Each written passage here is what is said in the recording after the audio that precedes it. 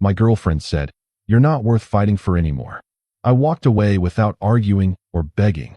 Months later, she was fighting for my attention while I ignored every message and call she sent to me. "You're not worth fighting for anymore." She said it like she was reading a grocery list. No tears, no raised voice, no trembling lip, just flat, tired eyes and a tone so empty it could have echoed. I didn't respond. I didn't beg. I didn't even blink. And that silence, that one quiet moment where I chose not to chase her words, was the beginning of the end of someone she thought she had figured out completely. What she didn't know was this: the man she just dismissed would become the one she'd spend months trying to reach. And I wouldn't answer a single time. If you enjoy real stories like this, subscribe, because what happened next changed everything for me. I was 26. She was 24. We'd been together for 2 years and 8 months. She was the kind of woman who walked into a room and rearranged the air. Confident, sharp, quick with a joke and quicker with a correction. Her name was Celeste, and for almost 3 years, I would have done anything she asked without her even having to ask twice. That's important. Hold on to that. The first time I noticed something shift, we were sitting in my apartment on a Thursday night. She was on the couch, scrolling through her phone, and I'd made dinner. Pasta. Nothing fancy, but I'd remembered she mentioned wanting it earlier in the week. I set her plate in front of her. She didn't look up. "Thanks," she said. One syllable. Back to scrolling. I sat across from her and ate alone while she watched a video on her phone without earphones, the sound bleeding into the room like a third person at the table we hadn't invited. I told myself she was tired. She'd had a long week at work. Everyone has those stretches. But I noticed it. Filed it away somewhere behind my ribs where I stored the things I didn't want to name yet. 3 weeks later, her friend Petra's birthday dinner. I showed up with a card, a bottle of wine, and a decent jacket. Celeste introduced me to a group of her friends I'd never met. People from her newer social circle, mostly connected through her coworker, a guy named Victor. Victor was fine. Funny enough. Talked loud. Took up space the way some people do when they've decided a room is theirs. What I noticed wasn't Victor. It was Celeste. When she laughed at his stories, she turned her whole body toward him. Not a glance. A pivot. The kind of attention you give someone when they've got all of you. She used to turn like that when she looked at me. I didn't say anything that night. I helped her into her coat when we left. I held the cab door open. I was perfectly present and completely invisible at the same time. She kissed me on the cheek before she went inside. A cheek kiss. After 2 years and 8 months. The arguments started quietly, the way most of them do. A comment here. A silence there. A sighing exhale when I said something she disagreed with, like my opinion was a mild inconvenience she'd learned to manage. One night, I asked her directly, "Are we okay?" She looked at me with those flat eyes and said, "Why do you always have to make things heavy?" I almost laughed, because I'd been carrying the weight of this relationship for 6 months at that point, and she was calling me heavy. But I didn't laugh. I just nodded, filed it away, added it to the collection of things I kept behind my ribs. The collection was getting heavy by then. Here's something I didn't tell many people until much later. About 4 months before that dinner, before Petra's birthday, before Victor, Celeste had gone through something rough at work. A project she'd led for almost a year got killed by management 2 weeks before launch. She was devastated, genuinely crushed in a way I hadn't seen her before. I took 3 days off work without telling her why. I cleaned her apartment while she slept, stocked her fridge, sat with her when she wanted to talk, and disappeared into the next room when she needed quiet. I didn't try to fix it. I just stayed. Every day. For 3 days. She cried on my shoulder the last night and said, "I don't know what I'd do without you." I remembered that line a lot in the months that followed. I wondered when exactly she'd forgotten it. 6 weeks after Petra's birthday, we had the worst fight we'd ever had. It started over something so small I almost can't bring myself to repeat it. I'd made plans with my friend Owen on a Saturday without checking if she had something in mind. She didn't. She hadn't mentioned anything. But the fact that I'd made a plan without consulting her first became the spark. And then it became a fire. "You never consider me," she said. "I always consider you," I said. "I think about you before almost every decision I make." "That's not the same as actually thinking about me." I stared at her. "What does that mean?" She turned away and said something I was supposed to hear. "I just don't think we want the same things anymore." That sentence sat in the middle of the room like a piece of furniture neither of us had agreed to bring home. I asked her to explain. She said she was tired and we'd talk about it later. We didn't talk about it later. Later came 3 weeks after that. I'd had a long day.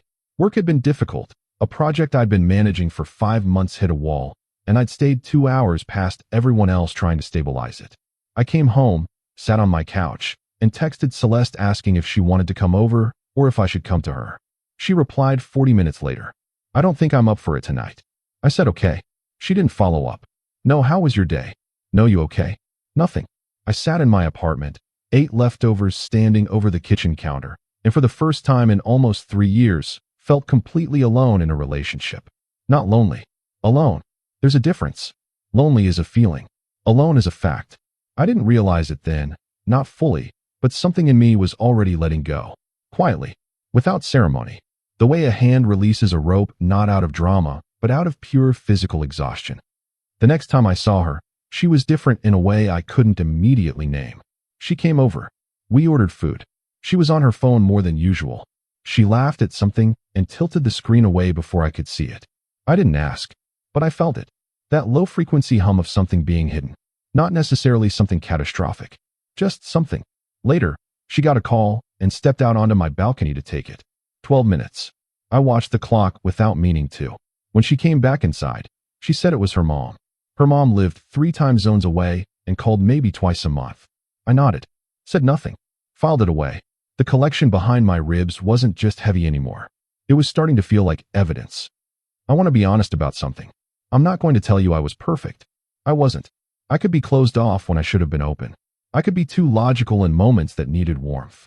I'd been told, more than once, that I had a way of going quiet in arguments that felt like I was withholding something rather than just choosing my words carefully. Maybe that's fair, but I also know what I gave that relationship.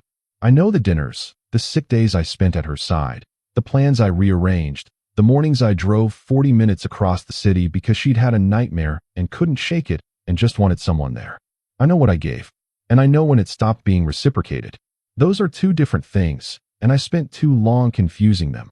Telling myself I was the problem because it was easier than admitting that the person I loved had checked out and was letting me discover it slowly instead of just telling me. She told me eventually, not in the way I expected.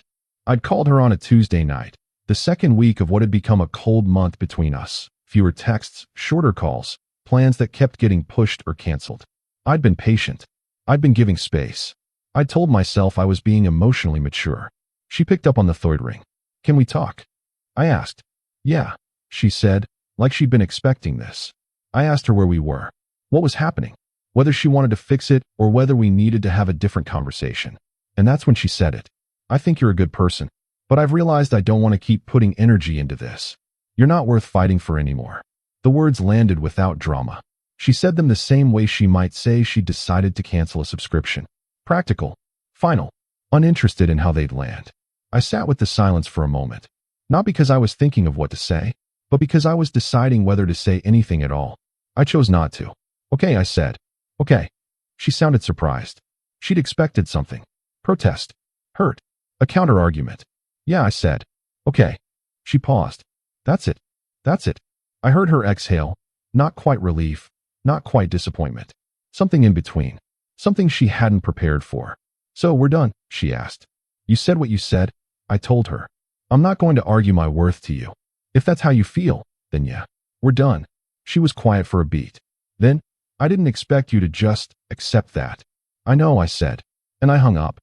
I want to be clear about what happened next, because people always assume this part involves some kind of breakdown. It didn't. I sat on my couch for a while. I thought about the last 3 years. I thought about who I'd been at the start of that relationship versus who I was now.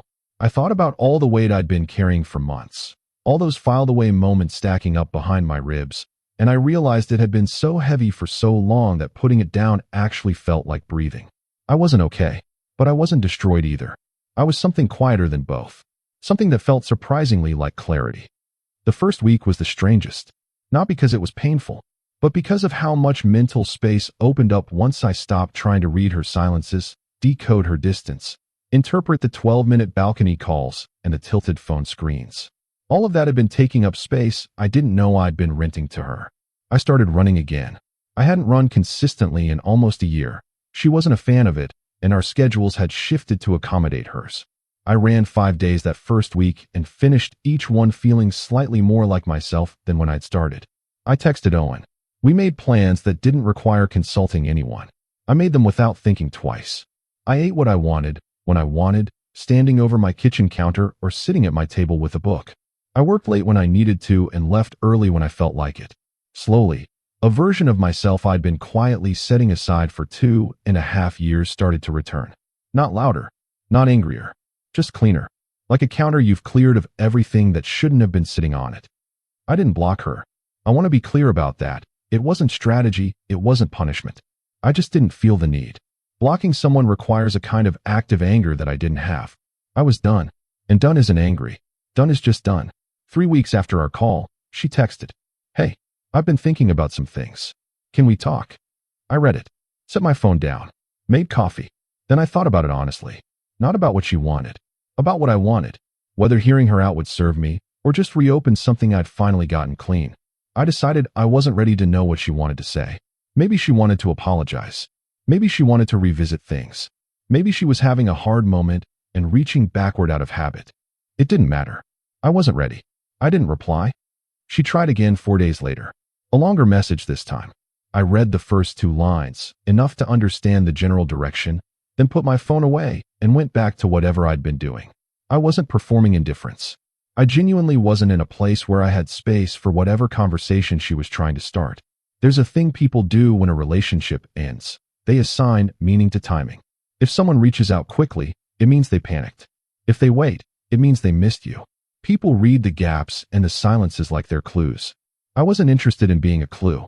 I was interested in the book I was reading, the run I had planned, the project at work that was finally back on track, the dinner Owen and I had on Thursday, the Saturday morning when I walked to a coffee shop I hadn't been to in over a year because I'd stopped going to that neighborhood for reasons I hadn't even consciously registered. All of that mattered more than figuring out what Celeste's timing meant. Here's where it gets interesting. Around the 2-month mark, mutual friends started noticing. Our social circles overlapped in a few places, Petra's group, mostly, and a few people we'd both known from before we were together. I showed up to things. I was present and fine and not performing either of those qualities. I just was. My friend Aditi, who knew us both, told me later that Celeste had been asking questions. Casually at first, "How's he doing? Has he said anything about me?" And then less casually, "Does he seem okay? Like actually okay?" Aditi told her I seemed great. Because I was. I found out later that wasn't the answer Celeste had been expecting. The call started about 2.5 months in. Not every day, but consistently. One every week or so, occasionally twice. I didn't answer. Not out of spite. Not to make a point. I just had genuinely moved past the point where I wanted to have that conversation. Whatever she wanted to say, apology, explanation, attempt to restart, I didn't need it. I had decided something in those months without ever formally deciding it. I was not going to let a person who called me unworthy of fighting for become someone I fought to get back. That's not stubbornness. That's self-respect. And self-respect, once you actually find it, is shockingly hard to trade away for someone else's regret. She tried the mutual friend route. Petra reached out to me, sweetly, not pushy, and said Celeste had mentioned she felt bad about how things ended, that she'd said something she regretted, that she'd been hoping to talk to me. I told Petra I appreciated her saying so. I didn't ask her to pass anything back. Petra texted me a few days later to say, "She keeps asking if you said anything." I laughed at that, not cruelly, just because there was something almost perfect about it. The woman who told me I wasn't worth fighting for was now, apparently, fighting for my attention from several steps removed. I didn't find satisfaction in that the way I might have expected. It was more like quiet recognition, the kind you feel when something you suspected gets confirmed. 3 months and 2 weeks after she'd told me I wasn't worth fighting for, she left a voicemail. I know because Aditi told me. She'd been venting to Aditi about not getting through to me. I listened to the voicemail the next morning. She sounded different. Not the flat, tired voice of the woman who'd ended things. This was something softer and smaller. She said she'd been doing a lot of thinking. That she'd made a mistake. That what she said had been cruel, and she knew it. That she didn't expect anything, but she just needed me to know she was sorry. She paused near the end and said, "I think I took you for granted. I think I was so used to you being there that I forgot what it actually meant that you were there." She waited a moment, like she was hoping I'd pick up. I didn't. "Okay," she said finally. "I just wanted you to know." The message ended. I sat with it for a while. Not with cruelty, not with triumph. Just with the quiet understanding that sometimes people figure out what they had the moment it's completely, irrevocably gone. I'm not sure what I was supposed to do with that. Forgive her? Sure, in the private, interior sense, not carrying bitterness costs nothing. Return? No, not because I was punishing her, but because I'd rebuilt something in those months, something steady in mind, and I wasn't going to dismantle it for someone whose certainty about me had always had conditions. I set my phone face down on the table, finished my coffee, went for my run. I'm not going to tell you the story ends with me meeting someone incredible who made me forget all of it. That's not the point, and it's not what happened. Or at least, it's not the part of the story that matters. What matters is this. I had been someone who carried weight quietly and considered it strength. I filed things away instead of naming them. I stayed present in a relationship long after the other person had begun their exit, and I called that loyalty. What I learned in those months alone, actually alone, not the loneliness I'd felt while still in the relationship, was that there's a version of loyalty that has no respect in it at all, not even for yourself. What I also learned is that the moment someone tells you who you are to them, really tells you, in plain language, without equivocation, you should believe them. You're not worth fighting for anymore. I believed her, and then I proved her wrong in the only way that actually counts, by becoming someone who didn't need her to reconsider. The last message came 4 months and 1 week after we ended. She texted, "I hope you're well. I really do." I read it, thought about her for a moment, the good version of her, the version who used to turn her whole body toward me, who cried on my shoulder after her project got canceled, who laughed loudly at bad movies and made excellent coffee at 7 a.m. I thought about her kindly, and then I put my phone away and didn't reply. Some doors don't need to close dramatically. Sometimes you just stop opening them. She said I wasn't worth fighting for. She spent 4 months trying to reach me. I never answered. That's the whole story.